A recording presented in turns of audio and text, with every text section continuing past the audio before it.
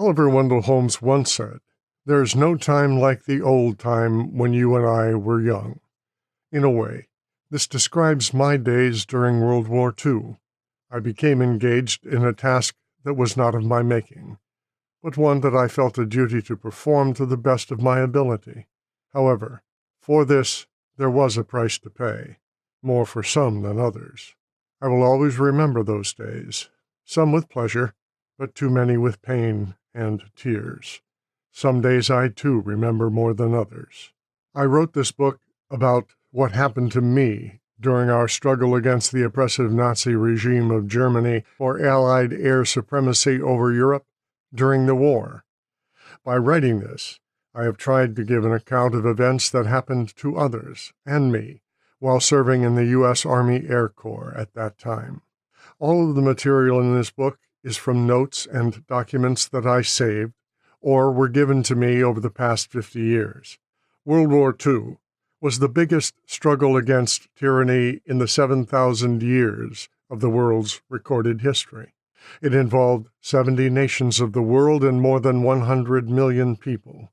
1 out of every 20 human beings on Earth was involved in the war, with over 10 million people killed. This great war, fought on land, on the sea, and in the air, had produced the greatest armies, navies, and air forces that the world had ever known, and most likely will never see again.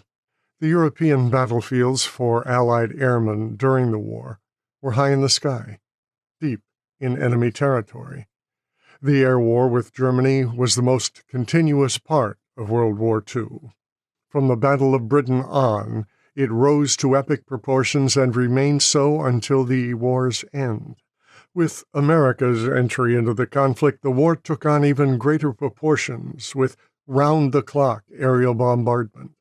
The 8th and 15th bombed Germany by day, and the Royal Air Force, RAF, Bomber Command by night, even though a terrible price was paid.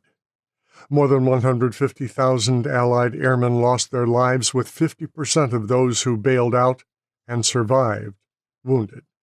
Approximately 45,000 became prisoners of war of the Third Reich.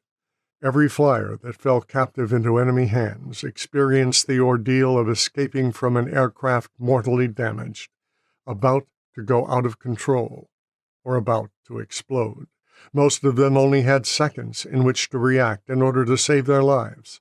Some aircraft exploded instantly in balls of fire when hit, and others would roll over and start a long, downward spiral motion, trapping those inside and sending them to their fiery deaths. Then, some were lucky, and the pilot was able to keep the badly damaged aircraft on a fairly straight and even course so that the surviving crew could bail out. The capture of an airman was uniquely perilous. He was usually alone, frequently dazed and injured.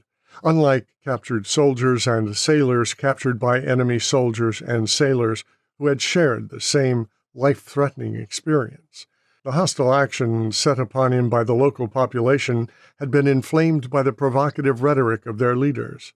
Any American airman who became a prisoner of war of the Third Reich after March of 1944 until the end of the war had to endure some of the worst deprivations of their lives. There were primarily 4 POW camps: Stalag Luft 1, Stalag Luft 3, Stalag Luft 4, and Stalag Luft 6 were for Allied airmen held captive in Germany. Luft 1 and 3 contained mostly Allied officers, while Lufts 4 and 6, the enlisted men. In his address to Congress after the Japanese sneak attack on Pearl Harbor, President Franklin D. Roosevelt called the attack of December 7, 1941, a day that would live in infamy. Well, a day that would live in infamy for me and some 50 other men of the 460th Bomb Group was June 30th, 1944. This single event marked the beginning of a heart-wrenching time in my life that I would not soon forget. My life as a POW, or Kriegsgefangenen number 6410, the code name given to me by the Germans.